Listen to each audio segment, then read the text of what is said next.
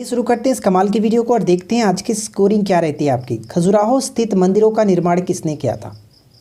सारे क्वेश्चंस काफ़ी चुनिंदा है, हर एग्जाम्स के लिए हेल्पफुल होगा, तो वीडियो को एंड तक जरूर देखें। सही आंसर यहाँ पे हो जाएगा कि चंदेल राजपूतों ने इसका निर्माण कराया हुआ था। ठीक है, ऑप्शन हम डी को टिक करेंगे। साथ ही साथ अगर पूछ ले कि खजुराहो का जो मंदिर है वो कहाँ स्थित है, तो ध्यान रखिएगा मध्य प्रदेश के छतरपुर जिले में ये स्थित है। वीडियो को आगे बढ़ाने से पहले आज की इस कट ऑफ के बारे में बात कर लेते हैं कि अगर आपको लगता है कि आपने काफ़ी अच्छे तरीके से सॉल्यूशन पढ़ रखी है तो आप इतना स्कोर करके दिखाइए। जनरल कैटेगरीज 43, बीसी के लिए 41, एससी कैटेगरीज के लिए 37 और एसटी के लिए यहाँ पे 39 रखा गया। ठीक है, ये आपका कट ऑफ है। वीडियो अच्छी लगे तो लाइक भी कर दीजिएगा, साथ ही साथ चैनल को सब्सक्राइब करके रखिए क्योंकि यहाँ पर रोजाना इसी तरह की आपको एक प्रैक्टिस सेट दी जाती है। तो चलिए इस वीडियो को हम आगे बढ़ाते हैं। चलिए सेकंड क्वेश्चन का राइट आंसर बताइए क्या होना चाहिए। निम्नलिखित में से कौन सा कथन जो कि सही नहीं है। तो मैंने आपको कल बताया था कि मैंने क्वेश्चंस को थोड़ा सा मॉडिफाई कर देता हूं। अगर मुझे लगता है कि इस क्वेश्चंस में थोड़ा सा घुमाना चाहिए तो मैं क्वेश्चंस को मॉडिफाई कर देता हूं। बाकी सारा क्वेश्चन जो कि लूसेंट्स का ही है, ऐसा बिल्कुल भी आप ना सोचें कि मैं इधर उधर से क्वेश्चंस लाता हूँ। ठीक है, देखिए इस क्वेश्चन का राइट आंसर अगर हम बात करें तो सबसे पहले हम सारे पॉइंट्स को क्लियर करते हैं। फर्स्ट पॉइंट क्या कह रहा है कि दिलवाड़ा जैन मंदिर राजस्थान के अरावली पर्वत में माउंट आबू पर स्थित है, जो कि बिल्कुल सही है, कोई दिक्कत नहीं है। इसका निर्माण भीम प्रथम के सामंत विमल शाह ने 1031 ईस्वी में कराया था, ये पॉइंट भी सही है। यह राजस्थान के सबसे अधिक ऊंचाई पर स्थित मंदिर है जो कि जैन धर्मावलंबियों के लिए एक पवित्र स्थल है, ये पॉइंट भी इंपॉर्टेंट है। अगर पूछे कि दिलवाड़ा का जैन मंदिर किस धर्म के लिए इंपॉर्टेंट है, तो यानी कि किस धर्म का मंदिर है, जैन धर्म के लिए। ठीक है, फोर्थ पॉइंट ये बनता है कि माउंट आबू के निकट पारसनाथ अरावली की सर्वोच्च चोटी है, क्या ये सही है? जी नहीं फ्रेंड्स, यही पॉइंट गलत हो जाता है क्योंकि अरावली की जो सर्वोच्च चोटी होती है वो है गुरु शिखर। पारसनाथ की बात करें तो ये छोटा नागपुर के पठार की सबसे ऊंची चोटी मानी जाती है, तो गलत यहाँ पे हुआ। ऑप्शन हम डी को टिक करेंगे। बात समझ में आई? चलिए आगे की तरफ बढ़ते हैं और देखिए थर्ड क्वेश्चन हमारा क्या कह रहा है। लिंगराज मंदिर की नींव किसने डाली थी। लिंगराज मंदिर की नींव किसने डाली थी? लिंगराज मंदिर जो है वो कहाँ पे स्थित है, तो ध्यान रखिएगा भुवनेश्वर में स्थित है। सही आंसर हो जाता ययाति केसरी ने। ऑप्शन ए को टिक करेंगे। देखिए मैं आपको बता दूं कि लिंगराज मंदिर भारत के उड़ीसा प्रांत की राजधानी भुवनेश्वर में स्थित है। यह भुवनेश्वर के मुख्य मंदिर है तथा इस नगर के प्राचीनतम मंदिरों में से एक है। ठीक है, ध्यान रखिएगा। और अगर पूछ ले कि किसको समर्पित है, तो त्रिभुवनेश्वर को समर्पित है, भगवान त्रिभुवनेश्वर को समर्पित है। इसे ययाति केसरी ने 11वीं शताब्दी में बनवाया था। तो यहाँ से कुछ पॉइंट्स भी इंपॉर्टेंट है जो कि आपको याद रखना है। क्वेश्चन नंबर 4 कह रहा है कि निम्नलिखित में से कौन सा हड़प्पा कालीन जो स्थल है वो गुजरात में था। तो हड़प्पा कालीन स्थल यहाँ पे अगर हम बात करें तो लोथल गुजरात में था और ये बंदरगाह नगर था, ध्यान में रखिएगा। ठीक है, नेक्स्ट प्रश्न ये बनता है कि जिंद अवस्था पवित्र पुस्तक है। जिंद अवस्था जो वो किसकी पवित्र पुस्तक है, तो सही आंसर होगा पारसियों की ये पवित्र पुस्तक होता है। ऑप्शन हम ए को टिक करेंगे। साथ ही साथ कुछ पॉइंट्स है इसके बारे में आप पढ़ सकते हैं कि अवस्था शब्द का अर्थ जो होता है आधार या फिर स्तंभ, या पारसी धर्म से पवित्र ग्रंथों में के एक समूह है। ठीक है, ग्रंथों का समूह है, ध्यान रखिएगा। नेक्स्ट प्रश्न कह रहा है कि 1959 तक पाकिस्तान की राजधानी थी। 1959 तक पाकिस्तान की राजधानी कहाँ थी? वर्तमान राजधानी तो इस्लामाबाद आपको पता है, लेकिन 1959 तक इस जो राजधानी थी वो कराची था। ठीक है, एक क्वेश्चन ये पूछा सकता है कि कराची जो है वो किस नदी के किनारे स्थित है, तो ध्यान रखिएगा सिंधु नदी के किनारे अवस्थित है। लाहौर की बात करें तो लाहौर किस नदी के किनारे स्थित है, तो लाहौर लास्ट में र आ रहा है, तो ध्यान रखिएगा रावी नदी के किनारे ये स्थित है। ठीक है, चलिए अगला प्रश्न क्या बनता है कि प्लासी की लड़ाई जो कि 1757 में हुई थी, अंग्रेजी सेना का नेतृत्व किसने किया था। तो सबसे पहले हम बात करते हैं कि प्लासी का जो युद्ध हुआ था वो कब हुआ था। तो मैंने आपको क्या बताया था कि जब भी आप हिस्ट्री की बात करें तो वहाँ पे आपको डेट मेंशन करके याद करना है, क्योंकि अब एग्जाम्स काफ़ी टफ होता जा रहा है। ठीक है, 23 जून मैंने बताना था ना, 23 जून। ठीक है, 23 जून। अच्छा गलती से बात हो ही गई 23 जनवरी की, तो 23 जनवरी किसकी जयंती होती है? सुभाष चंद्र बोस की ये जयंती होती है, ध्यान रखिएगा। ठीक है, 23 जून 1757 को प्लासी की लड़ाई हुई थी। कहाँ पे? बंगाल में, प्लासी में, बंगाल के प्लासी में हुआ था, इसलिए इसको प्लासी की लड़ाई के नाम से जाना जाता है। और ये जो हुआ था अंग्रेजों और सिराजुद्दौला के मध्य हुआ था, जिसमें सिराजुद्दौला की पराजय हुई थी और अंग्रेजी सेना का नेतृत्व रॉबर्ट क्लाइव ने किया था। ऑप्शन हम ए को टिक करेंगे। अगला प्रश्न ये कह रहा है कि बंगाल का द्वैत शासन कब से कब तक चला था। बंगाल का द्वैत शासन जो स्टार्ट किया गया था रॉबर्ट क्लाइव के द्वारा स्टार्ट किया गया था, और बंगाल में द्वैत शासन को समाप्त किसने किया था, तो वारेन हेस्टिंग्स ने किया था। और ये कब से कब तक चला था, तो 1765 से लेकर के 1772 तक। नेक्स्ट क्वेश्चन बनता है कि भारत में कितने राज्य जो कि समुद्री तट से सटा हुआ है। ये क्वेश्चंस भी देखिए हाल ही में पेपर में पूछा गया था। तो भारत में कितने राज्य जो कि समुद्री तट से सटा हुआ है, तो यहाँ पे सही आंसर हो जाता है कुल 9 राज्य सटा हुआ है। ऐसा ही मेंस में ये क्वेश्चन आया हुआ था। तो इससे कुछ जुड़ी पॉइंट्स है जो कि आपको थोड़ा सा याद रखना है। देखिए वर्तमान में 9 राज्य, यहाँ पे ये इतना इंपॉर्टेंट नहीं है लेकिन थोड़ा सा ध्यान रखेंगे कि 5 केंद्र शासित प्रदेश की जो सीमा है वो समुद्री तट से सटी हुई है। राज्य को आप पढ़ सकते हैं कि वो 9 राज्य कौन कौन से हैं। साथ ही साथ आपको याद रखना है ये जो कि केंद्र शासित प्रदेश जैसे पांडुचेरी, लक्षद्वीप, अंडमान और निकोबार द्वीप समूह, दादर और नागर हवेली और दमन और दीव, ये कुल मिलाकर हम कह सकते हैं कि 5 केंद्र शासित प्रदेश। अगर हम यहाँ पे देखें तो 4 ही केंद्र शासित प्रदेश होगा क्योंकि अब ये दोनों एक दूसरे में मिल चुके हैं। तो इस तरह से कह सकते हैं कि 4 केंद्र शासित प्रदेश ही होना चाहिए। ठीक है, चलिए अगला प्रश्न ये कह रहा है कि निम्नलिखित भारतीय राज्यों में से किससे होकर कर्क रेखा नहीं गुजरती है। तो आपको पता है कि भारत में कर्क रेखा जो कि कर्क रेखा किसे कहते हैं, 23.5 डिग्री जो अक्षांश होता है उत्तरी अक्षांश, इसको कहा जाता है। ठीक है, 23.5 डिग्री उत्तरी अक्षांश को कर्क रेखा कहते हैं। और कर्क रेखा भारत में कुल 8 राज्यों से होकर के गुजरती है। तो यहाँ पे अगर हम देखें तो उत्तर प्रदेश से होकर के नहीं गुजरती है, ऑप्शन हम ए को टिक करेंगे। अगला प्रश्न है कि इंदिरा पॉइंट का अन्य नाम क्या है। बताइए कि इंदिरा पॉइंट का अन्य नाम क्या है। आपको पता है कि हमारे भारत कह सकते हैं कि भारत का सबसे दक्षिणतम बिंदु यही है इंदिरा पॉइंट। तो सही आंसर यहाँ पे हो जाएगा इनमें से सभी। इसका अन्य नाम अगर हम देखें तो इनमें से सभी बिल्कुल सही आंसर हो जाता है। पार्सन पॉइंट, लाही चीन और पिगमेलियन पॉइंट ध्यान में रखना है। ठीक है, इससे जुड़ी कुछ पॉइंट्स हम यहाँ पे पढ़ करके क्लियर कर लेते हैं। जैसे देखिए इंदिरा जो पॉइंट है, हम कह सकते हैं कि इंदिरा पॉइंट ये नाम जो रखा गया था भारत के जो पूर्व प्रधानमंत्री थी, महिला प्रधानमंत्री कह सकते हैं, इंदिरा गांधी के नाम पर यह रखा गया था। और इंदिरा पॉइंट जो भारत के निकोबार द्वीप समूह के बड़े निकोबार, ठीक है, छोटा नहीं बड़ा जो निकोबार द्वीप समूह है उसमें एक गांव है। यह भारत का दक्षिणतम बिंदु है। ठीक है, और यहाँ पर अगर बात करें तो यहाँ एक प्रकाश स्तंभ है। प्रशासनिक रूप से यह लक्ष्मी नगर पंचायत के अधीन आता है। तो ये थोड़ा सा इंपॉर्टेंट है, ध्यान रखेंगे।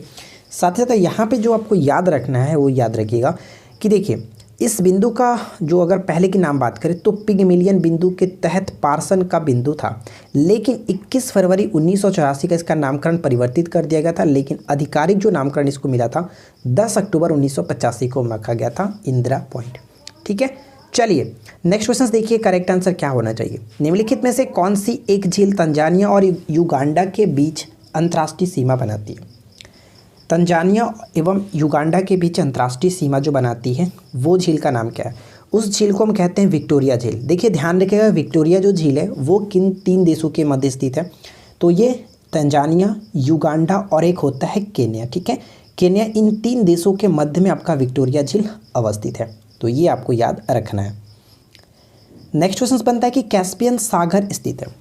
अगर आपने हमारी कल की वीडियो देखी थी यानी लुसेंस का जो सेकंड पार्ट था, अगर आपने उसको देखा था तो डेफिनेटली इस क्वेश्चन को आप कर सकते हैं अगर आपने अच्छे से देखा होगा। तो मैंने आपको कल की वीडियो में क्या बताया था थोड़ी देर में आपको समझाता हूँ फिर से। फिलहाल इस क्वेश्चन का राइट आंसर देखिए क्या होगा कि कैस्पियन सागर कहाँ स्थित है।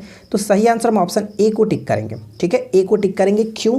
क्योंकि मैंने आपको कल की वीडियो में बताया था कि कैस्पियन सागर से सटे हुए जो देशों की संख्या वो कितनी है, 5 देश सटे हुए हैं। और उन 5 देशों में रूस और ईरान भी आता है। मैं आपको फिर से बताऊंगा कि वो 5 देश कौन कौन से। तो फिलहाल आप यहाँ पे समझ लीजिए कि वो 2 देश यहाँ पे फिलहाल दिख रहे हैं जो रूस और ईरान है। ठीक है, अब मैं आपको बताता हूँ कि वो 5 देश कौन कौन से हैं। देखिए मैंने आपको कल भी ये चीज़ बताया था कि कैस्पियन सागर से सटे हुए देश कौन कौन से थे। तो अजरबैजान, ईरान, कजाकिस्तान, रूस और तुर्कमेनिस्तान, यही 5 जो देश है वो कैस्पियन सागर से सटे हुए हैं। ठीक है, ध्यान रखिएगा। इसका ट्रिक भी मैंने आपको बताया था, चाहो तो आप ट्रिक की मदद से भी याद रख सकते हैं। नेक्स्ट क्वेश्चन बनता है कि प्राकृतिक प्रदेशों को प्रभावित करने वाला सबसे महत्वपूर्ण कारक कौन सा है। सबसे महत्वपूर्ण कारक के रूप में जलवायु को जाना जाता है, एक को टिक करेंगे। नेक्स्ट प्रश्न है कि क्यूरी किसकी इकाई है। क्यूरी जो है वो किसकी इकाई है। क्यूरी जो होता है वो रेडियो सक्रियता कह सकते हैं, रेडियो धर्मिकता की इकाई होती है। ऑप्शन ए को टिक करेंगे। नेक्स्ट क्वेश्चन ये कह रहा है कि कैंडेला मात्रक है। मैंने आपको कल की वीडियो में बताया था कि जो ज्योति फ्लक्स है, ठीक है, ज्योति फ्लक्स का मात्रक मैंने क्या बताया था, ल्यूमेन बताया था। ज्योति फ्लक्स का मात्रक ल्यूमेन, लेकिन कैंडेला का जो मात्रक होता है वो क्या होता है, ज्योति तीव्रता। ठीक है, ज्योति तीव्रता का मात्रक कैंडेला होता है। यहाँ पे इस क्वेश्चन का राइट आंसर ऑप्शन हम डी को टिक करेंगे, ध्यान रखिएगा। अगला प्रश्न ये कह रहा है कि ताप युग में तापमापी किस सिद्धांत पर आधारित है। ठीक है, ताप युग में तापमापी किस सिद्धांत पर आधारित है। थर्मोकपल जो कि थर्मोमीटर है, इस कह सकते हैं कि ये सीबेक के सिद्धांत पर या फिर सीबेक के प्रभाव पर आधारित होता है। इससे जुड़ी कुछ पॉइंट्स है जो कि आपको याद रखना है। देखिए, यह तापमापी दो धातुओं से बने ताप युग्म द्वारा माप देता है। साथ ही साथ अगर हम बात करें सिद्धांत, किस सिद्धांत पर कार्य करता है, तो यह तापमापी सीबेक प्रभाव के सिद्धांत पर आधारित है, ये ध्यान रखिएगा। सीबेक प्रभाव के अंतर्गत अगर हम बात करें क्या होता है, तो देखिए सीबेक प्रभाव के अंतर्गत क्या होता है कि जब दो भिन्न भिन्न धातु, जैसे हम ले सकते हैं एंटीमनी व बिस्मथ या फिर तांबा व लोहा के तारों को जोड़कर एक बंद परिपथ बनाते हैं तथा दोनों संधियों को भिन्न भिन्न ताप पर रखते हैं, तो परिपथ में एक विद्युत वाहक बल उत्पन्न होता है जिससे परिपथ में धारा बहने लगती है और इसे ताप विद्युत धारा कहते हैं, यानी थर्मो इलेक्ट्रिक करंट कहते हैं। यह जो प्रभाव होता है वो सीबेक प्रभाव कहलाता है। ठीक है, तो ये देखिए डायरेक्ट आपका डेफिनेशन भी पूछा जाता है एग्जाम्स में, क्योंकि आपने ईएसआई जो दिया होगा आपको ये चीज़ पता होगा कि ईएसआई में एक डेफिनेशन भी पूछा गया था। ठीक है, इसलिए मैंने यहाँ पे डेफिनेशन ही रख दिया था ताकि आपको एक छोटी सी नॉलेज भी मिल जाए। अगला क्वेश्चन का राइट आंसर क्या होना चाहिए कि कौन सी धातु विद्युत की कुचालक है। विद्युत का कुचालक का मतलब कि अपने से होकर के करंट को ये प्रवाहित नहीं होने देता है, और ये हमारा लेड यानी कि सीसा। ठीक है, नेक्स्ट वन ये बनता है कि निम्न में से कौन एक यौगिक है। ध्यान से पढ़िए और बताइए कि कौन सा एक यौगिक है। यौगिक के बारे में मैंने कल के आपको वीडियो में डेफिनेशन दिया था कि दो या दो से अधिक शुद्ध पदार्थों को अगर निश्चित अनुपात में मिलाया जाए तो वो हमारा होता है एक यौगिक, लेकिन अगर उनको हम लोग किसी भी अनुपात में मिला देते हैं तो वो होता है मिश्रण। लेकिन अगर हम यौगिक की बात करें तो अमोनिया का फार्मूला क्या होता है NH3। ठीक है, और ये निश्चित अनुपात में होता है, इसलिए हम यहाँ पे अमोनिया एक यौगिक है। लेकिन यहाँ पे अगर हम देखें तो वायु, पारा, ओजोन ये सभी यौगिक नहीं होते। ठीक है ना। चलिए नेक्स्ट प्रश्न ये बनता है कि निम्नलिखित में से किसे वर्गीकी का पितामह कहा जाता है। फादर ऑफ टैक्सोनॉमी कह सकते हैं, तो सही आंसर क्या होगा लीनियस। ठीक है, ऑप्शन हम सी को टिक करेंगे। और कुछ पॉइंट्स भी हैं जो कि आपको याद रखना है। देखिए, कार्ल लीनियस एक स्वीडिश वनस्पति शास्त्री, चिकित्सक और एक जीव विज्ञानी थे जिन्होंने द्विपद नामकरण की आधुनिक अवधारणा की नींव रखी थी। ये क्वेश्चन डायरेक्ट पूछा था कि द्विपद नामकरण की अवधारणा किसने रखी थी, तो कार्ल लीनियस ने। ठीक है, और इन्हें आधुनिक वर्गीकरण यानी कह सकते हैं कि वर्गीकी या फिर वर्गीकरण के पिता के रूप में जाना जाता है। तो ये पॉइंट इंपॉर्टेंट है, आपको याद रखनी है। नेक्स्ट वन ये बनता है कि पुष्पी पादपों को रखा गया है। पुष्पी पादपों को रखा गया है किस में, तो सही आंसर होगा ऑप्शन बी फेनरोगेम्स में रखा गया। देखिए फेनरोगेम्स क्या होता है, तो एक्चुअली मैं आपको बता दूं कि फेनरोगेम्स को एक और हम नाम से जानते हैं, जैसे पुष्पोद्भिद कहते हैं या फिर इसको हम फेनरोगेम्स कह सकते हैं। वे पादप जो बीज पैदा करते हैं उन्हीं को कहा जाता है फेनरोगेम्स। ठीक है, तो इस चीज़ को आपको याद रखना है। पुष्पी पादपों को फेनरोगेम्स में रखा गया है। फेनरोगेम्स के भ्रूण बीज के भीतर होता है, ये छोटा सा पॉइंट है। नेक्स्ट प्रश्न है कि 1946 के कैबिनेट मिशन 3 मंत्रियों में गठित हुआ था। निम्नलिखित में से कौन इसके सदस्य नहीं थे। कैबिनेट मिशन के अंतर्गत 3 सदस्य थे, जिसमें जो थे लॉर्ड पैथिक लॉरेंस इसके अध्यक्ष थे, बाकी 2 सदस्य थे। ठीक है, तो अगर यहाँ पे बात करें तो देखिए ये जो थे लॉर्ड एमरी इसमें शामिल नहीं थे। ठीक है, ऑप्शन हम डी को टिक करेंगे। नेक्स्ट प्रश्न क्या बनता है कि भारतीयों को वर्ष 1947 में सार्वभौम सत्ता सौंपने की योजना निम्न में से किस नाम से जानी गई। तो ये इस योजना को हम लोग जानते थे माउंटबेटन योजना, सी को टिक करेंगे। नेक्स्ट प्रश्न बनता है कि भारतीय संविधान के किस भाग को उसकी आत्मा की व्याख्या प्रदान की गई है। आत्मा की व्याख्या प्रदान प्रस्तावना, ए को टिक करेंगे। ठीक है, देखिए यहाँ से 2-3 क्वेश्चन जो कि बन सकते हैं एग्जाम्स पे, ध्यान रखिएगा कि भारतीय संविधान की प्रस्तावना को संविधान की आत्मा कहा जाता है। ठीक है, नेक्स्ट पॉइंट बात करें तो न्यायमूर्ति हिदायतुल्लाह ने गोलकनाथ बनाम पंजाब राज्य के मामले में उद्देशिका यानी कि प्रस्तावना को संविधान की मूल आत्मा कहा है। ठीक है, साथ ही साथ ये भी ध्यान रखिएगा कि के.एम. मुंशी ने इसे राजनीतिक जन्मपत्री, ठीक है, कहा था। और सबसे इम्पॉर्टेंट जो कि अक्सर पेपर में पूछा जाता है वो है कि B.R. अम्बेडकर ने अनुच्छेद 32 को, जो कि संवैधानिक उपचारों का अधिकार है, इसे संविधान की आत्मा कहा है। ठीक है, तो ये जो भी मैंने 3 पॉइंट्स आपको बताए वो बहुत ज़्यादा इंपॉर्टेंट है, आप इन तीनों पॉइंट्स को याद रखिएगा। नेक्स्ट प्रश्न ये बनता है कि भारत को गणतंत्र क्यों कहा जाता है। भारत को गणतंत्र हम इसलिए कहते हैं क्योंकि यहाँ राज्य का प्रमुख निर्धारित अवधि के लिए जो कि निर्वाचित होता है। ठीक है, ध्यान रखिएगा। नेक्स्ट क्वेश्चन क्या है कि भारत के प्रथम उप प्रधानमंत्री कौन थे। भारत के प्रथम उप प्रधानमंत्री कौन थे, और वो थे कौन, तो सही आंसर होगा सरदार वल्लभ भाई पटेल। ठीक है, डी को टिक करेंगे, सरदार वल्लभ भाई पटेल प्रधानमंत्री थे जवाहरलाल नेहरू। नेक्स्ट क्वेश्चन की लोकसभा अध्यक्ष का चुनाव कौन करता है। लोकसभा के जो अध्यक्ष होते हैं उनका चुनाव कौन करता है? तो आर्टिकल 93 मैंने आपको कई बार बता चुका हूँ कि आर्टिकल 93 के अंतर्गत क्या होता है कि लोकसभा के जो भी सदस्य होते हैं अपने बैठक के तुरंत, ठीक है, पहली बैठक के उपरांत ही अपने सदस्यों में से एक को अध्यक्ष और एक उपाध्यक्ष चुनते हैं। खुद लोकसभा के सदस्य ही अपने में से चुन लेते हैं। ऑप्शन ए सही होगा। नेक्स्ट प्रश्न बनता है कि भरत खड़े संगीत महाविद्यालय कहाँ स्थित है? भरत खड़े संगीत महाविद्यालय लखनऊ में पड़ता है, ए को टिक करेंगे, ठीक है। नेक्स्ट क्वेश्चन क्या है बनता है? अगला प्रश्न ये है कि बड़े गुलाम अली किस घराना से संबंधित है? बड़े गुलाम अली जो वो किस घराना से संबंधित हैं?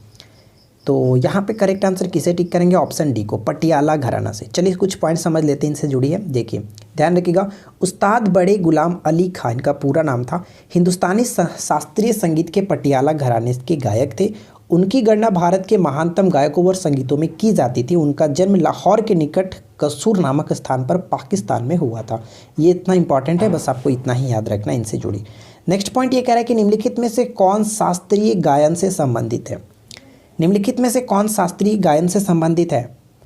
तो यहाँ पे सही आंसर हमारा हो जाता है मल्लिकार्जुन मंसूर, ठीक है। ऑप्शन सी को टिक करेंगे। इनसे जुड़ी कुछ पॉइंट्स आप पढ़ सकते हैं कि मल्लिकार्जुन भीमारप्पा मंसूर हिंदुस्तानी शास्त्रीय संगीत के जयपुर अतरौली घराने के ख्याल शैली के गायक थे। इनको भारत सरकार द्वारा सन 1976 में कला के क्षेत्र में पद्म भूषण से सम्मानित भी किया गया था और ये कर्नाटक से थे, ठीक है। यही पॉइंट इंपॉर्टेंट है कि वो कहाँ से थे? कर्नाटक से थे। नेक्स्ट क्वेश्चन देखिए क्या है कि सिंधु घाटी सभ्यता जानी जाती थी। सिंधु घाटी सभ्यता जो अपने नगर नियोजन के लिए जानी जाती थी, ए बिल्कुल सही होगा। अगला प्रश्न है कि वर्ष 1798 में लॉर्ड वेलेस्ली द्वारा प्रस्तावित सहायक संधि को स्वीकार करने वाला सबसे पहला शासक कौन था? सबसे पहला जो सहायक संधि स्वीकार किया गया था वो हैदराबाद के निज़ाम के द्वारा। एक यहाँ पे ऑप्शन बी सही होगा। नेक्स्ट क्वेश्चन बनता है कि भारत का मुख्य भूमि को रामेश्वरम द्वीप से कौन अलग करता है? भारत की मुख्य भूमि को रामेश्वरम द्वीप से अलग करता है पम्बन चैनल, ठीक है। ऑप्शन बी बिल्कुल सही होगा। नेक्स्ट प्रश्न ये बनता है कि सुमेलित कीजिए, यानी झीलों के नाम को उसके संबंधित देश के साथ मैच करना। बताइए कि कौन किसके साथ सही तरीके से मैच होगा। सारे क्वेश्चंस काफ़ी चुनिंदा प्रश्न मैंने लिया है, तो चलिए एक एक करके मैच करते हैं। अरल सागर की बात करें तो ये पड़ता है आपका कजाकिस्तान, यानी कि ए का 2 के साथ मैच होगा, ठीक है। ए का 2 के साथ कहाँ पे मिल रहा है? चलो 2 ऑप्शंस में मिल रहा है। आगे की तरफ बढ़ते हैं। मिशिगन झील की बात करें तो मिशिगन झील संयुक्त राज्य अमेरिका में, बी का 3 के साथ मैच होना चाहिए, यानी हमारा सही आंसर हो गया ऑप्शन बी। आप याद रखेंगे ग्रेट बैरियर जो झील है वो कहाँ पे पड़ता है? ये कनाडा में है। और आयर झील की बात करिए, अक्सर पूछा जाता है, आयर झील ऑस्ट्रेलिया, ठीक है। तो ये ध्यान रखिएगा। फिलहाल हमारा करेक्ट आंसर ऑप्शन बी हो जाता है। नेक्स्ट प्रश्न बनता है कि भारतीय संविधान के किन अनुच्छेदों में नागरिकता संबंधी प्रावधान है? तो आपको पता है कि भाग 2, ठीक है, भाग जो 2 है वो नागरिकता के प्रावधान से संबंधित है, जिसमें आर्टिकल 5 से लेकर के 11 तक की बात कही गई है। 12 से 35 की बात करें तो 12 से 35 मौलिक अधिकार है भाग 3 के अंतर्गत, और 36 से 51 भाग 4 होता है जो कि नीति निदेशक सिद्धांत, ठीक है। चलिए अगला प्रश्न देखिए, भारतीय संविधान की कौन सी विशेष व्यवस्था इंग्लैंड से ली गई है? तो संसदीय जो प्रणाली है वो ब्रिटेन से ली गई है, यानी इंग्लैंड से ली गई है, ठीक है। नेक्स्ट क्वेश्चन की तरफ बढ़ते हैं। अगला प्रश्न बनता है कि संविधान सभा की प्रारूप समिति द्वारा प्रस्तुत प्रारूप संविधान में कितनी अनुसूचियां थी? कितनी अनुसूचियां थी बताइए। तो कह सकते हैं कि 8 अनुसूचियां थी, बी को टिक करेंगे। अगला प्रश्न ये बनता है कि भारत का नियंत्रक एवं महालेखा परीक्षक किसके लिए मुख्य लेखाकार और लेखा परीक्षक के रूप में काम करता है? अगर बात करें कि वर्तमान में कैग कौन है, नियंत्रक एवं महालेखा परीक्षक कौन है, तो गिरीश चंद्र मुर्मू, जो कि ये जम्मू कश्मीर के उपराज्यपाल थे, ठीक है। मनोज कुमार सिन्हा जो कि अभी वर्तमान में है, तो वो फिलहाल बात की बात है। फिलहाल अगर हम यहाँ पे देखें तो नियंत्रक एवं महालेखा परीक्षक जो है वो राज्य तथा संघ सरकार दोनों के लिए काम करते हैं, ठीक है। सी को टिक करेंगे। चलिए नेक्स्ट क्वेश्चन ये बनता है कि भारत का राष्ट्रीय आय का मुख्य स्रोत क्या है? देखिए राष्ट्रीय आय का मुख्य स्रोत की अगर हम बात करें तो सबसे बड़ा जो योगदान होता है वो सेवा क्षेत्र का होता है। सेवा क्षेत्र को तृतीय क्षेत्र भी कहते हैं, यानी कि जो थर्ड सेक्टर होता है इसी के अंतर्गत आता है। सेवा क्षेत्र को ही थर्ड सेक्टर भी कहा जाता है। सबसे अधिक योगदान यहीं से मिलता है। नेक्स्ट क्वेश्चन की मुद्रा स्वयं का निर्माण करती है, यह परिभाषा किसने प्रस्तुत की थी? मुद्रा स्वयं का निर्माण करती है, तो ये जो परिभाषा दी गई थी क्रॉमर के द्वारा दी गई थी। हम यहाँ पे सी को टिक करेंगे, क्रॉमर के द्वारा, ठीक है। नेक्स्ट क्वेश्चन क्या है? भारत सरकार द्वारा नई राष्ट्रीय खनिज नीति की घोषणा किस वर्ष की गई थी? देखिए, अगर हम अकॉर्डिंग टू ऑप्शंस देखें तो यहाँ पे सही आंसर होगा 2008, लेकिन 2019 में इसको बदल दिया गया है, 2008 से 2019 हो गया।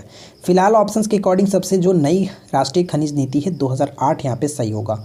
ठीक है, अगला प्रश्न ये बनता है कि भारत में आर्थिक नियोजन में प्रमुख उद्देश्य रहे हैं। भारत में आर्थिक नियोजन में प्रमुख उद्देश्य क्या रहे हैं? तो यहाँ पे हमारा करेक्ट आंसर क्या होगा? ऑप्शन डी को टिक करेंगे, उपयुक्त में से सभी। ठीक है, ऑप्शन डी बिल्कुल सही आंसर हो जाता है, ध्यान रखिएगा। नेक्स्ट वन क्वेश्चन बनता है कि मोहिनी अट्टम नृत्य रूप का विकास निम्नलिखित में से किस राज्य में हुआ? मोहिनी अट्टम नृत्य, तो मोहिनी अट्टम केरल से संबंधित है, कथकली भी केरल से संबंधित है, भरतनाट्यम जो कि तमिलनाडु से संबंधित है। यहाँ पे सही आंसर ऑप्शन डी को टिक करेंगे। ठीक है, चलिए अगला प्रश्न देखिए कि निम्नलिखित में से किसे जो कि विश्व खाद्य दिवस में मनाया जाता है? सिंपल सी भाषा में बात करें तो विश्व खाद्य दिवस आपको बताइए कि कब मनाया जाता है? तो विश्व खाद्य दिवस प्रत्येक वर्ष 16 अक्टूबर को मनाया जाता है। ठीक है, 16 अक्टूबर करेक्ट होगा। 3 मई को विश्व प्रेस दिवस, ठीक है, विश्व प्रेस दिवस ध्यान रखिएगा। और अगर हम यहाँ पे बात करें 24 अक्टूबर, तो 24 अक्टूबर दो चीज़ों के लिए फेमस है, क्योंकि पहला तो यूएनओ के लिए, यूएनओ का स्थापना दिवस है, साथ ही साथ पोलियो दिवस भी मनाया जाता है। और 16 सितंबर तो बहुत ज़्यादा इंपॉर्टेंट है, क्योंकि ओजोन परत संरक्षण दिवस 16 सितंबर को मनाया जाता है। नेक्स्ट प्रश्न है कि सहनामा के रचनाकार कौन है? सहनामा के रचनाकार कौन है? तो ध्यान रखिएगा, सहनामा के रचनाकार फिरदौसी, बी को टिक करेंगे। नेक्स्ट प्रश्न हमारा ये बनता है कि भारतीय ज्ञानपीठ पुरस्कार दिया जाता है, बताइए कि भारतीय ज्ञानपीठ पुरस्कार दिया जाता है। तो सही आंसर ये होगा कि भारतीय भाषाओं के साहित्यकारों को रचनात्मक लेखन के लिए प्रोत्साहन करने के लिए दिया जाता है। अब आपके लिए एक छोटा सा क्वेश्चन ये है कि आप नीचे कमेंट करके बताइए कि ज्ञानपीठ पुरस्कार की शुरुआत कब हुई थी। ठीक है, नीचे कमेंट करके बताइएगा ज्ञानपीठ पुरस्कार की शुरुआत कब हुई थी, सभी लोग कमेंट करेंगे। अगला प्रश्न ये कह रहा है कि भारत में निर्मित प्रथम कंप्यूटर का नाम क्या है? भारत में निर्मित प्रथम कंप्यूटर का नाम क्या है? तो देखिए, भारत में निर्मित प्रथम कंप्यूटर का नाम जो था वो सिद्धार्थ। अगर आपने ऑप्शन ए को टिक किया परम तो आप गलत है, लेकिन इससे जुड़े एक पॉइंट्स आप ध्यान रखिएगा कि अगर पूछ लेते कि सुपर कंप्यूटर कौन था, तब वहाँ पे हम परम को टिक कर सकते थे। फिलहाल यहाँ पे पूछा कि प्रथम कंप्यूटर, तो ऑप्शन बी सिद्धार्थ को टिक करेंगे। ठीक है, अगला क्वेश्चन क्या है? भारत में अंग्रेजों की लूट किस महत्वपूर्ण घटना के बाद शुरू हो गई थी? महत्वपूर्ण लूट किस घटना के बाद शुरू हो गई थी? तो सही आंसर क्या होगा कि प्लासी के युद्ध के पश्चात। अच्छा, नीचे कमेंट करके बताइए तो देखते हैं कितने लोगों को अभी तक याद है। मैंने ऊपर आपको बताया था कि प्लासी का युद्ध कब हुआ था, डेट सहित बताना। ठीक है, ध्यान रखिएगा, डेट सहित नीचे कमेंट करके बताइए कब हुआ था। अगला प्रश्न क्या बनता है कि ब्रिटिश काल में भारत में निम्नलिखित में से किस भू राजस्व व्यवस्था को नहीं अपनाया गया था? ब्रिटिश काल में भारत के निम्नलिखित में से किस भू राजस्व व्यवस्था को नहीं अपनाया गया था? और वो था 10 साल व्यवस्था। ठीक है, 10 साल या फिर 10 साल बंदोबस्त कह सकते हैं। और 10 साल व्यवस्था की अगर बात हम करें तो ये अकबर के समय में अपनाया गया था।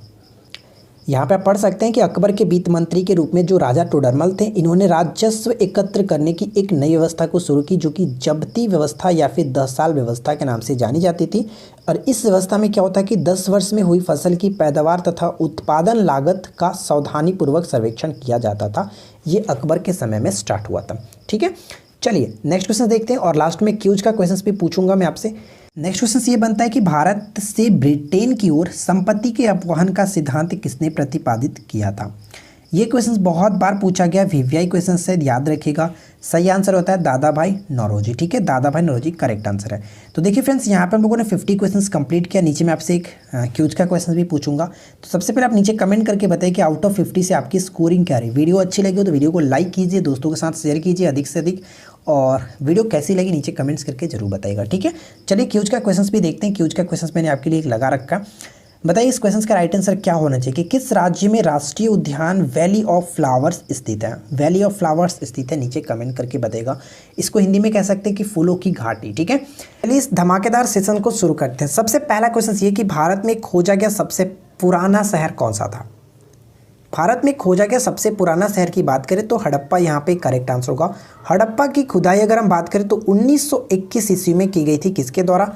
दयाराम साहनी जी के द्वारा। और अगर क्वेश्चंस पूछ ले कि हड़प्पा किस नदी के किनारे स्थित है, तो ध्यान रखेंगे रावी नदी के किनारे स्थित है। ठीक है, उसके बाद मोहनजोदाड़ो 1922 में खोजी गई थी, तो ये पॉइंट पे आपको याद रखना है। जबकि अगर बात करें कि मोहनजोदाड़ो किस नदी के किनारे बसा हुआ है, तो ये आपको याद रखना है कि मोहनजोदाड़ो जो है वो सिंधु नदी के किनारे ये स्थित है। ठीक है, और कभी कभी ये पूछा जाता है कि मोहनजोदाड़ो का अर्थ क्या होता है, तो मृतकों का टीला भी आपको याद रखना है। हाँ तो फ्रेंड्स, चैलेंज के लिए रेडी हो जाइए। सबसे पहले बात करते हैं कि आप इस वीडियो में कितना स्कोर कर सकते हैं 50 क्वेश्चंस में। लूसेंट अगर आपने अच्छे तरीके से पढ़ रखा है, अगर आपको पता है कि आप क्वेश्चंस को काफ़ी अच्छे तरीके से पढ़े हैं, तो आपके लिए चैलेंज है। जनरल कैटेगरीज 44, बीसी के लिए 42, एससी के लिए 38 और एसटी कैटेगरीज के लिए 40 मार्क्स यहाँ पे रखा गया। देखते हैं कि आप आज के इस वीडियो का कट ऑफ क्लियर कर पाते हैं कि नहीं कर पाते हैं। वीडियो अगर अच्छी लगे तो लाइक भी कर दीजिएगा, साथ ही साथ चैनल को सब्सक्राइब करके रखिए, नोटिफिकेशन बेल को ऑन रखिए। मिलते हैं आगे। तो बात करते हैं नेक्स्ट क्वेश्चन की। नेक्स्ट क्वेश्चन कह रहा है कि निम्नलिखित में से कौन सा शब्द भारत के संविधान के उद्देशिका में नहीं है। भारत के संविधान की उद्देशिका में नहीं, उद्देशिका यानी कि प्रस्तावना में नहीं है। तो सही आंसर हो जाता है यहाँ पे लोक कल्याण, बिल्कुल करेक्ट होगा। चलिए थर्ड क्वेश्चन देखिए। थर्ड क्वेश्चन ये कह रहा है कि संविधान की प्रस्तावना में प्रयुक्त शब्द सेकुलर का अर्थ क्या है। प्रस्तावना में जो शब्द सेकुलर है, इसका अर्थ क्या है? इसका अर्थ है कि सभी नागरिकों को धर्म एवं उपासना की स्वतंत्रता दी गई है। ऑप्शन हम ए को टिक करेंगे। क्वेश्चन नंबर 4 देखिए, सिंधु सभ्यता के बारे में कौन सा कथन असत्य है? तो बताइए कि निम्नलिखित में से कौन सा कथन जो कि सिंधु सभ्यता के बारे में असत्य है। सारे क्वेश्चंस बहुत ज़्यादा इंपॉर्टेंट है, तो वीडियो को एंड तक ज़रूर देखें। नीचे कमेंट करके बताइए कि आपने कितना स्कोर किया। तो यहाँ पे देखिए, सही आंसर की बात करें तो लोहे से परिचित थे। तो आपको पता है कि सिंधु सभ्यता के जो लोग थे वो लोहे से अपरिचित थे, लोहे की खोज तब तक नहीं की गई थी। तो यहाँ पे हम सही आंसर ऑप्शन डी को टिक करेंगे, जो कि गलत है। ठीक है, चलिए अगला प्रश्न ये बनता है कि मांडा किस नदी के किनारे स्थित है। मांडा जो वो किस नदी के किनारे स्थित था? मांडा कह सकते हैं कि ये हड़प्पा कालीन एक स्थल था, पुरातत्व कह सकते हैं, और ये किस नदी के किनारे स्थित है? तो सही आंसर हमारा हो जाएगा ऑप्शन ए, चिनाब नदी के किनारे, जम्मू कश्मीर में पड़ता था। ठीक है ना। अगला प्रश्न देखिए, हर्यक वंश के किस शासक को कुड़ीक कहा जाता था? हर्यक वंश के किस शासक को कुड़ीक कहा जाता था? तो हर्यक वंश का वो शासक कौन था? तो अजातशत्रु यहाँ पे सही आंसर होगा। बिंबिसार की हत्या करने के पश्चात ये जो कि राजा बना था, कह सकते हैं कि ये बिंबिसार का पुत्र था। ठीक है, अपने पिता की हत्या करने के बाद ये राजा बना था। 493 ईसा पूर्व में मगध की गद्दी पर ये बैठा हुआ था। ठीक है, क्वेश्चन इससे पूछा जाता है कि अजातशत्रु जो है वो किसका अनुयायी था? तो ये जैन धर्म का अनुयायी था। और साथ ही साथ मैं आपको बता दूं कि इन्हें 32 वर्षों तक शासन किया था। ये पॉइंट इंपॉर्टेंट हो जाता है। चलिए नेक्स्ट क्वेश्चन कह रहा है कि बक्सर का युद्ध 1764, ठीक है, बक्सर का युद्ध 1764 ईस्वी में हुआ था। मैंने आपको अक्सर बताया कि डेट आपको याद रखना है। डेट क्या है बताइए? डेट आपको याद रखना है 22 अक्टूबर। ठीक है, 22 अक्टूबर 1764। ठीक है, अच्छा 22 अक्टूबर को एक चीज़ और हुआ था, और वो इंपॉर्टेंट क्यों है? तो आपको पता है कि 22 अक्टूबर 2008, ठीक है, 2008 क्यों इंपॉर्टेंट है? तो चंद्रयान फर्स्ट जो लॉन्चिंग हुआ था इसी डेट को, 22 अक्टूबर 2008 को। ठीक है, चलिए फिलहाल हम बात करते हैं इस क्वेश्चन के बारे में। तो बक्सर के युद्ध पे अंग्रेजी सेना का नेतृत्व करने वाला था। इससे पहले के वीडियो में हम लोगों ने बात किया था, जो प्लासी का युद्ध था उसमें अंग्रेजों की सेना का नेतृत्व किसने किया था? तो रॉबर्ट क्लाइव ने किया था। लेकिन बक्सर के युद्ध में अंग्रेजी सेना का नेतृत्व किसने किया था? तो हेक्टर म्यूनरो। ऑप्शन हम सी को टिक करेंगे। ठीक है, चलिए इससे जुड़े कुछ पॉइंट्स हैं यहाँ पे आप पढ़ सकते हैं जो कि इंपॉर्टेंट है। बक्सर के युद्ध 1764 में ईस्ट इंडिया कंपनी के हेक्टर म्यूनरो और मुगल तथा नवाबों की सेनाओं के बीच लड़ा गया था। तो ये पूछा सकता है कि किनके मध्य हुआ था, तो ये तो क्लियर हो गया। साथ ही अगर हम बात करें तो बंगाल के नवाब कौन थे? तो मीर कासिम। अवध के नवाब कौन थे? तो सुजाउद्दौला। और मुगल बादशाह जो था वो शाह आलम द्वितीय था। तो ये तीनों इंपॉर्टेंट पॉइंट्स बन जाती है।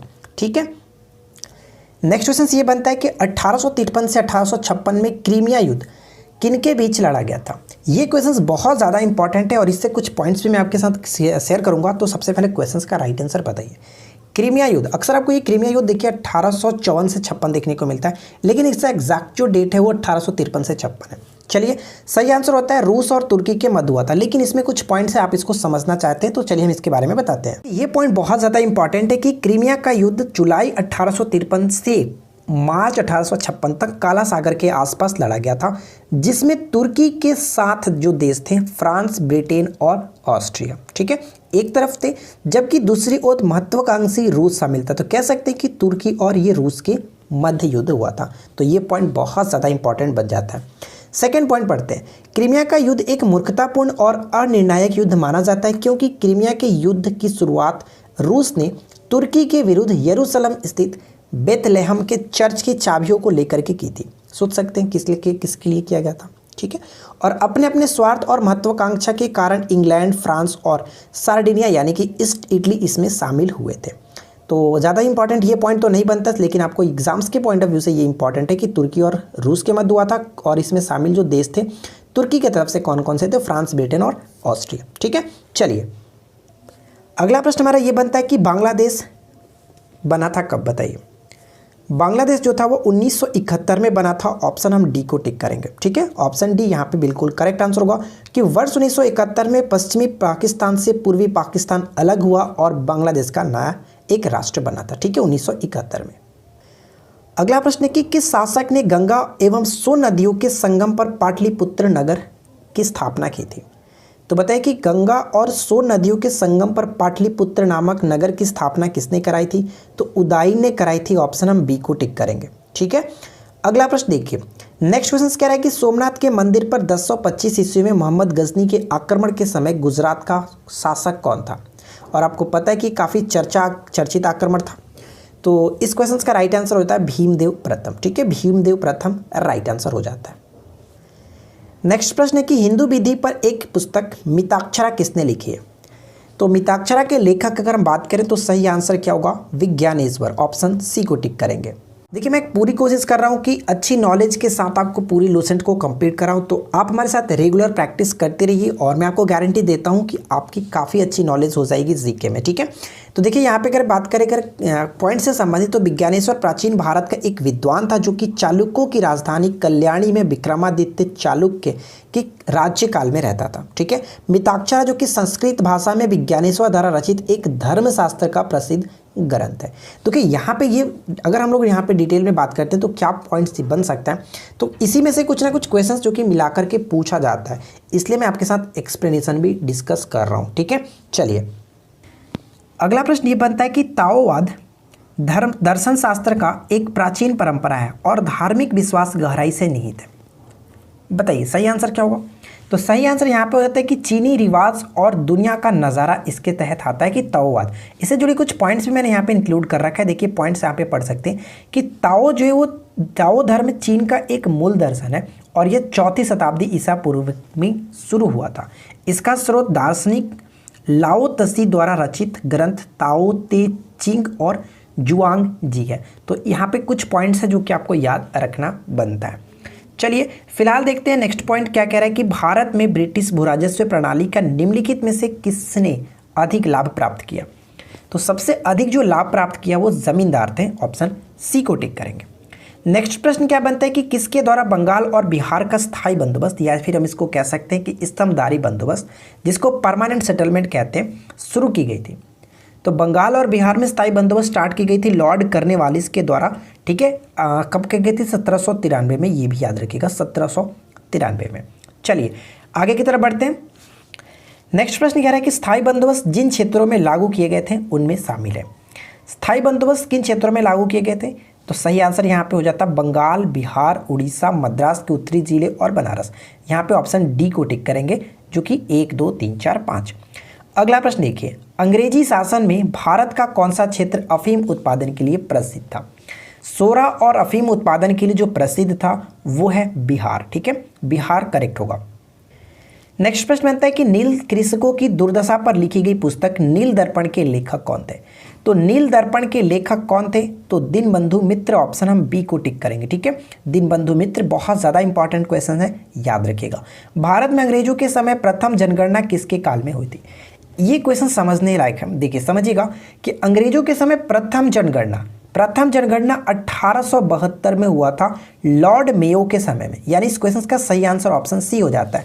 लेकिन अगर क्वेश्चन में पूछ लेता कि नियमित जो जनगणना हुआ था वो कब से स्टार्ट हुआ, जो कि अभी भी होता है 10 साल पे प्रत्येक वर्ष। ठीक है, तो ये जो प्रत्येक वर्ष स्टार्ट किया गया था 1881 में स्टार्ट हुआ था लॉर्ड रिपन के समय में। तो ये पॉइंट बहुत ज़्यादा इंपॉर्टेंट है, ध्यान रखिएगा। ठीक है, चलिए फिलहाल बढ़ते हैं अगले क्वेश्चन की तरफ। नेक्स्ट क्वेश्चन बनता है कि भारत का क्षेत्रफल विश्व के कुल भौगोलिक क्षेत्रफल का कितना प्रतिशत है। तो ध्यान रखिएगा यहाँ पे बात क्षेत्रफल की जा रही है, तो क्षेत्रफल के अकॉर्डिंग दुनिया में जो भारत है वो 2.4% है, ठीक है, 2.42 होता है। तो सही आंसर यहाँ पे ऑप्शन बी को टिक करेंगे। अगर जनसंख्या के अकॉर्डिंग पूछता तो जनसंख्या के अकॉर्डिंग लगभग 17.5% है। तो ये आपको थोड़ा सा डाटा याद रखना है, तो यहाँ पे ऑप्शन हम बी को टिक करेंगे। चलिए नेक्स्ट क्वेश्चन क्या बनता है, भारत एवं चीन के बीच सीमा निर्धारित करने वाली जो मैकमोहन रेखा है निम्नलिखित में से किस प्रदेश की उत्तरी सीमा पर खींची गई है। तो ऐसे भी क्वेश्चंस पूछा था कि मैकमोहन रेखा किन दो देशों के बीच है, तो भारत और चीन के बीच, ठीक है। तो भारत और चीन के बीच है, तो यहाँ पे सही आंसर क्या होगा, अरुणाचल प्रदेश में स्थित है। भारत पाकिस्तान के बीच रेड क्लिफ रेखा है, ठीक है। चलिए अगला क्वेश्चन देखिए। नेक्स्ट प्रश्न बनता है कि भारत की सबसे लंबी अंतर्राष्ट्रीय सीमा किस देश के साथ है।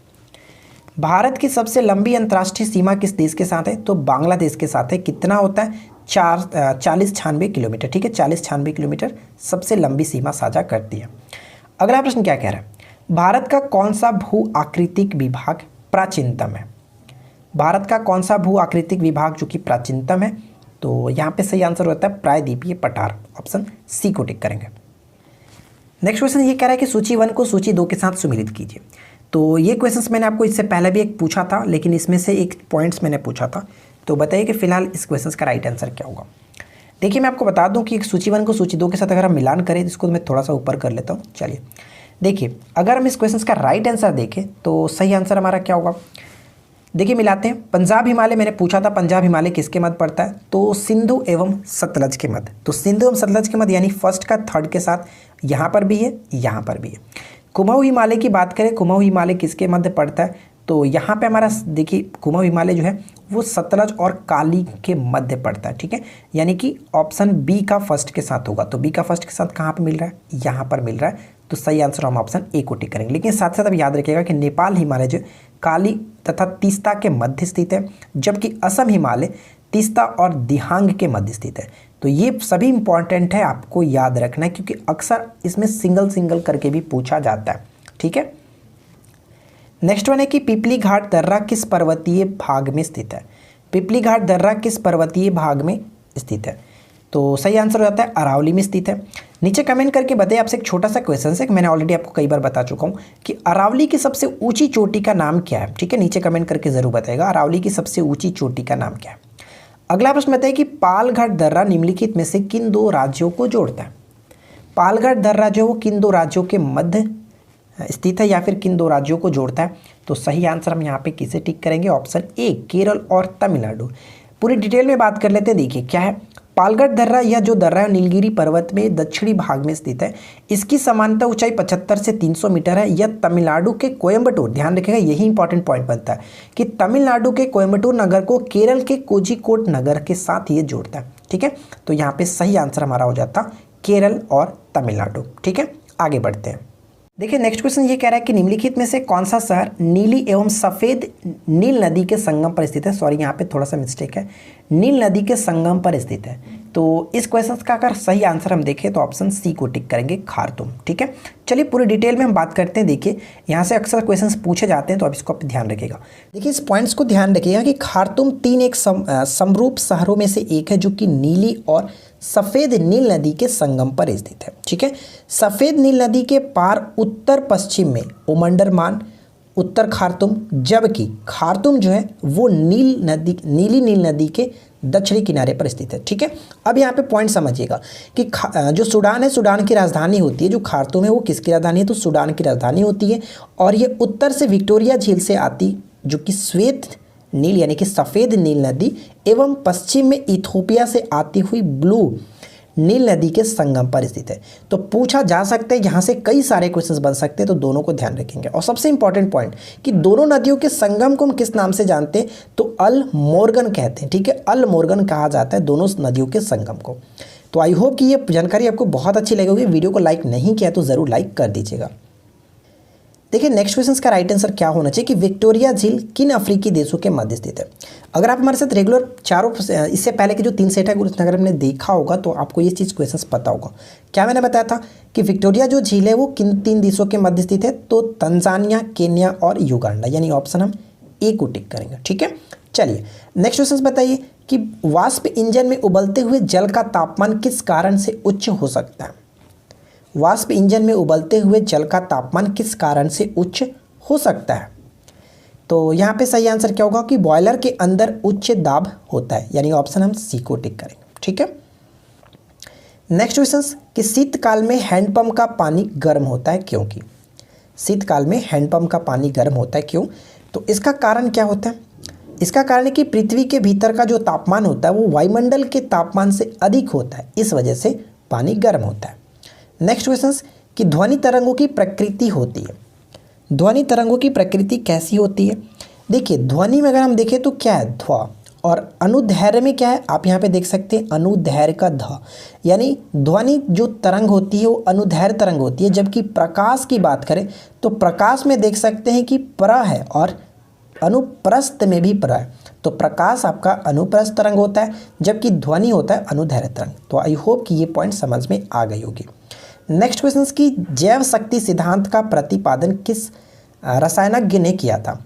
तो आप यहाँ पे थोड़ा सा सुधार कर लीजिएगा, जीवन शक्ति सिद्धांत नहीं होता है, लूसेंट में आपका थोड़ा सा मिस्टेक दिया गया, यहाँ पे जैव शक्ति सिद्धांत ही होता है। ठीक है, जैव शक्ति सिद्धांत का प्रतिपादन किस रसायनज्ञ ने किया था? तो सही आंसर होगा बर्जीलियस। बर्जीलियस ने 1815 में ये दिया था जैव शक्ति सिद्धांत। नेक्स्ट क्वेश्चन, प्रकृति में सबसे ज़्यादा मात्रा में पाया जाने वाला कार्बनिक यौगिक कौन सा है? प्रकृति में सबसे ज़्यादा मात्रा में पाया जाने वाला जो कार्बनिक यौगिक है वो होता है सेल्यूलोज। ऑप्शन हम डी को टिक करेंगे। नेक्स्ट क्वेश्चन बनता है कि डेंड्रोलॉजी का संबंध होता है। डेंड्रोलॉजी में किसका अध्ययन करते हैं? तो ध्यान रखेंगे, डेंड्रोलॉजी में वृक्षों के अध्ययन के साथ साथ झाड़ियों का अध्ययन। ऑप्शन हम यहाँ पे डी को टिक करेंगे, बी और सी दोनों सही होगा। अगला प्रश्न, निम्नलिखित में से किसे वर्गीकी का जनक कहा जाता है? ये क्वेश्चन मैं आपको कल बताया था, लेकिन थोड़ा सा घुमा करके हम लोगों ने देखा था। तो देखिए, वर्गीकी का जनक किसे जाना जाता है? लीनियस को, कार्ल लीनियस। ऑप्शन हम बी को टिक करेंगे। नेक्स्ट क्वेश्चन, सिस्टीमा नेचुरे पुस्तक किसकी है? सिस्टीमा जो नेचुरे पुस्तक है ये किसकी पुस्तक है? तो इस क्वेश्चन का भी राइट आंसर हमारा हो जाता है कार्ल लीनियस। ऑप्शन हम बी को टिक करेंगे। ये क्वेश्चन बहुत ज़्यादा इंपॉर्टेंट है, ध्यान रखिएगा। वर्गीकरण की सबसे छोटी इकाई कौन सी है? वर्गीकरण की सबसे छोटी इकाई कौन सी है? तो सबसे छोटी इकाई होती है जाति। ऑप्शन सी करेक्ट होगा।